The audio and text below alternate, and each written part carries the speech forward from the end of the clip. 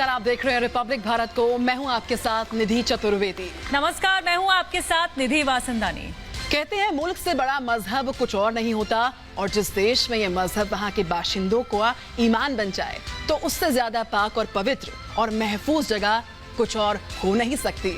शुक्र है हम हिंदुस्तान के निवासी हैं। जी हाँ, आज हम इस महफिल में एक खास मकसद से इकट्ठा हुए हैं, खास मेहमान के साथ आपके सामने हाजिर हुए हैं, क्योंकि बात जब राष्ट्रीय अस्मिता की हो, राष्ट्रवाद की हो, मुल्क के नाम देशभक्ति के पैगाम की हो, तो उनसे बड़ा चेहरा इस समूचे हिंदुस्तान में ढूंढने से नहीं मिलेगा।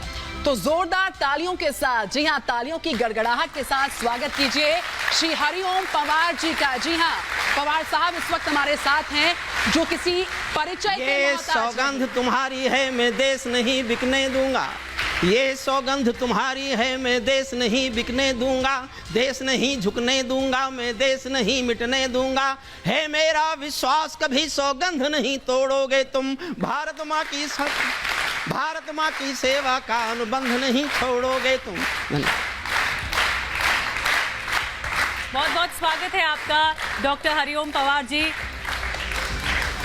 और ये हमारे लिए बहुत ही गौरवशाली लम्हा है निधि, जो आप हमारे साथ इस वक्त मौजूद हैं। रिपब्लिक भारत के दर्शक इस वक्त बहुत खुशी का लम्हा महसूस कर रहे हैं, और राष्ट्रवाद सर आपकी सांस में बसता है।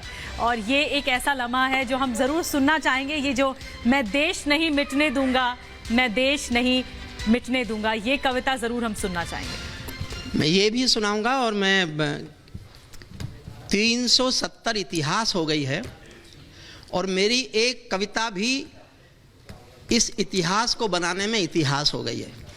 वाह। मैंने 1990 में जब कश्मीर से कश्मीरी पंडित विस्थापित हुए थे, उनके साथ अत्याचार हुए थे, तब मैंने कश्मीर पर 29 साल पहले कविता लिखी थी।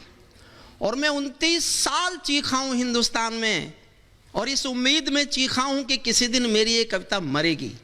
और मैंने आखिरी बार वो कविता 4 अगस्त को बाबा रामदेव के यहाँ पढ़ी, और ये कहकर पढ़ी कि शायद कल मेरी कविता मर जाएगी।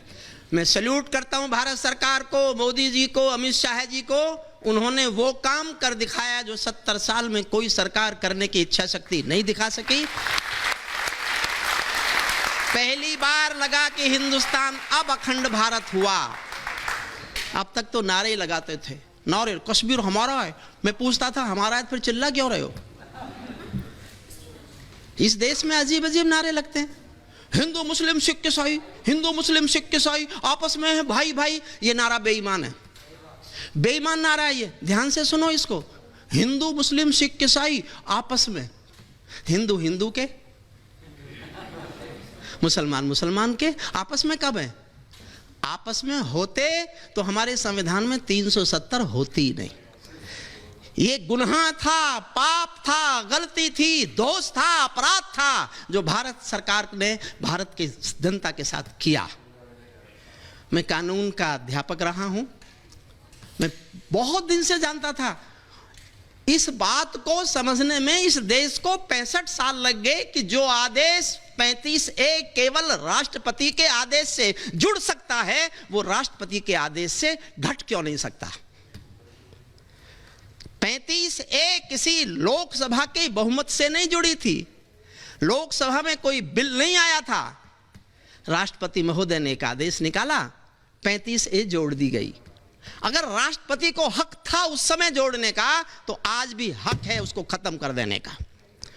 और जो हुआ, हम सब इस खुशी को जिए, घनघोर तालियां बजाकर हम ये खुशी जीना चाहते हैं कि भारत सरकार का ये निर्णय हिंदुस्तान को पूरी दुनिया में आत्मसम्मान से, स्वाभिमान से जीने का मौका देगा, सीना तानने का मौका देगा। और हमको लगेगा कि हम सचमुच विश्व गुरु बनने की ओर चल दिए हैं।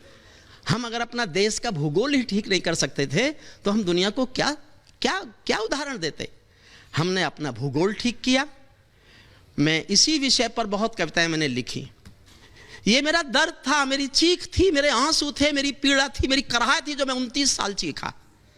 अगर ये सदन, मैं बहुत बहुत आभारी हूँ रिपब्लिक भारत का कि मुझे पहली बार 370 समाप्त हो जाने के बाद मैं पहली बार किसी ऐसे प्लेटफॉर्म पर आया हूं जहां से मुझे अपना मन बांटने का अवसर मिलेगा। डॉक्टर पवार, कश्मीर के लिए ये बदलाव की घड़ी है और इसी बदलाव की घड़ी के साथ इसी से आगाज करते हैं, इस कविता से जो आप बता रहे हैं, जो आपने 29 साल पहले लिखी मैं थी। वही कविता पहले सुनाऊंगा। बिल्कुल। मेरे तरफ इधर भी निधि जी हैं, इधर भी निधि जी हैं, और निधि हमारे पास हैं तो निधि हैं। निधि बहुत मूल्यवान होती हैं, बहुत महत्वपूर्ण होती है। तालियों के साथ स्वागत एक बार फिर से।